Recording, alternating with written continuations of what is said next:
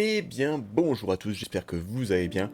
Aujourd'hui, un nouveau point lecture, la couleur tombée du ciel, des chefs-d'œuvre de Lovecraft par Gutanabe. Alors, que vaut le manga? On va voir ça tout de suite.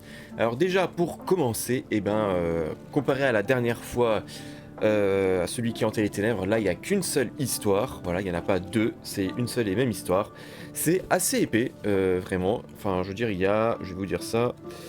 Il y a à peu près 200 pages, voilà, c'est un manga classique normal de 200 pages. Mais le manga, enfin l'édition est vraiment excellente encore une fois.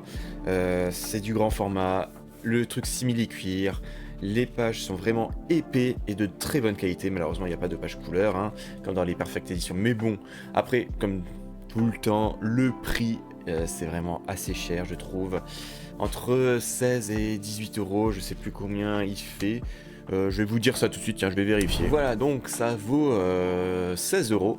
Je viens de vérifier. Donc voilà, moi je trouve ça toujours un peu cher. 16 euros un tome.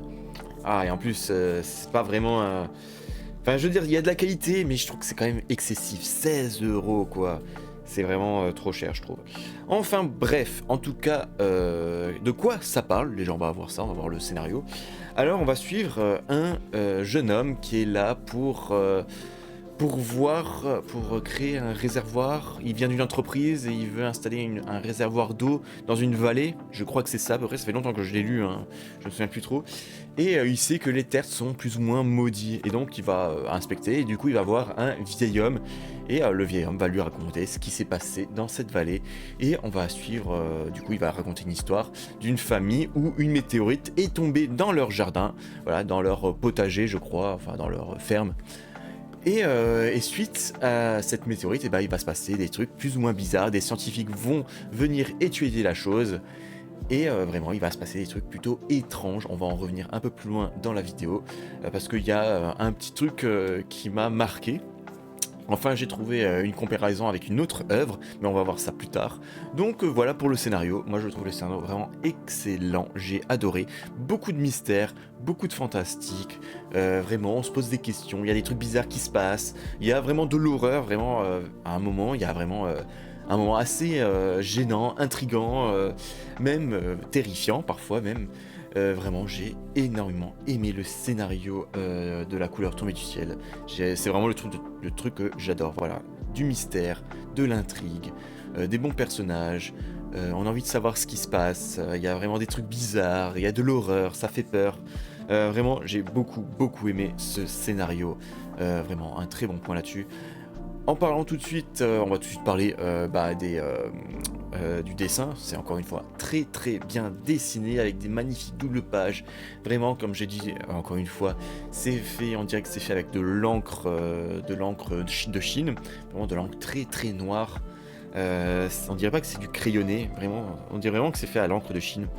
J'adore vraiment le style, c'est magnifique. Il y a plein de détails, ça se voit que ça a pris du temps à faire les pages, des planches, les dessins. Vraiment, on voit que Gutanabe s'est vraiment appliqué à vraiment faire un beau dessin. C'est aussi très rythmé, on lit ça d'une seule traite, franchement ça glisse tellement bien, le rythme est vraiment parfait. Enfin moi j'ai vraiment beaucoup aimé ce manga, vous l'aurez compris. Voilà, je vais vous mettre quelques petites vidéos du dessin et du découpage pour que vous voyez, même avec le scénario. Donc voilà. Et donc voilà, vous l'aurez compris, j'ai beaucoup aimé ce manga et on va passer à la note. Mais avant de passer à la note, voilà, c'est mon temps de pub quoi. Donc si vous aimez ce style de vidéo, n'hésitez pas à vous abonner, à mettre un pouce, à mettre un commentaire. Voilà, moi ça me fait toujours plaisir. Si vous voulez participer à la fin du jeu du résumé, allez-y. Sinon, dites-moi ce que vous pensez de ce manga. Quel est votre chef-d'œuvre de Lovecraft préféré? Moi, je vous le dirai quand je les aurai tous lus. Bien sûr, j'aurais peut-être faire une tier list. Bon, bref. En tout cas, voilà, c'est une idée de vidéo. Si vous voulez discuter avec moi, je live sur cette chaîne, sur Twitch ou vous pouvez me voir aussi sur Discord. On peut parler de tout et de rien, de nos lectures, de tout ça. Donc n'hésitez pas à venir sur Discord, moi ça me fait très plaisir de parler avec vous. Et sinon, comme j'ai dit en live, on joue là à Clair Obscur Expédition 33, donc si le jeu vous intéresse, n'hésitez pas à venir me voir, je live à peu près vers les 21h. En tout cas voilà, merci à vous de passer, de me faire un petit coucou à chaque fois, et on va tout de suite passer à la note. Et donc, quelle note j'ai mis à ce manga? Comme vous l'aurez compris, j'ai adoré la couleur tombée du ciel, vraiment c'est excellent. C'est vraiment le style d'histoire que j'adore. Et c'est pour ça que je vais mettre la note de 8,5 sur 10 pour ce manga. Vraiment, si vous le trouvez pour pas cher, je vous le recommande vivement. J'ai adoré, beaucoup mieux que celui qui hantait les ténèbres, qui m'avait un peu déçu. Celui-là, j'ai vraiment adoré. Maintenant, j'ai envie de vous parler d'une autre œuvre, parce que quand j'ai lu ça, ça m'a fait penser à une autre bande dessinée. Voilà, ça m'avait vraiment fait penser à Tintin, l'étoile mystérieuse. Voilà, je vais vous mettre quelques passages qui sont assez semblables à ce manga. Vraiment, je pense que, même s'il n'y a pas de certitude, mais je pense que Hergé s'est inspiré de ce Lovecraft pour créer l'étoile mystérieuse, parce qu'il y a vraiment beaucoup de similitudes. Je vais vous mettre quelques images voilà, où je trouve que ça ressemble. Par exemple, c'est une histoire de météorite qui s'écrase quelque part. Voilà, c'est plus ou moins le même speech. Il y a des trucs qui se passent assez bizarres autour de cette météorite. Voilà, pareil. Ça influe sur la faune et la flore. Voilà, dans les deux, dans Tintin, il y a des gros champignons, il y a une grosse araignée. Je vous dis pas ce qu'il y a dans la couleur tombée du ciel, mais il y a un truc qui se passe plus ou moins pareil. Vraiment, c'est assez similaire. Donc, je me suis un peu renseigné. Et il n'y a rien qui prouve que Hergé s'est inspiré de Lovecraft pour faire ça, même s'il y a beaucoup de similitudes. Après, on sait que Hergé s'est beaucoup inspiré de Jules Verne, donc pourquoi pas, il a pu très bien faire une aventure plutôt pour les enfants de cette œuvre. En tout cas, voilà, je voulais vous partager mon avis, parce que moi je suis un gros fan de Tintin, j'adore vraiment les Tintins, j'ai grandi avec ça.